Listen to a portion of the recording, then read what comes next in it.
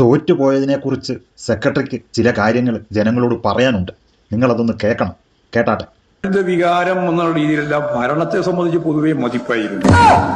എന്നാൽ ഭരണത്തിന്റെ ഭാഗമായിട്ടുള്ള ഇപ്പോൾ പരമ്പരാഗത മേഖല, കൺസ്ട്രക്ഷൻ മേഖല, അതുപോലെ തുടങ്ങിയിട്ടുള്ള ഏറ്റവും പ്രധാനപ്പെട്ട കശുവണ്ടി, കയറ്, അതുപോലെ ഹാൻഡ്ലൂം തുടങ്ങിയിട്ടുള്ള മേഖലയിലൊക്കെ അവരാഗ്രഹിക്കുന്ന രീതിയിൽ കാര്യങ്ങൾ നിർവഹിച്ചു കൊടുക്കാനാവാത്തതിന്റെ അസംതൃപ്തി ഉണ്ടായിട്ടുണ്ട് എന്ന കാര്യം ഞങ്ങൾ താഴെ തലത്തിൽ വരെ പരിശോധിക്കുമ്പോൾ മനസ്സിലായിട്ടുണ്ട്.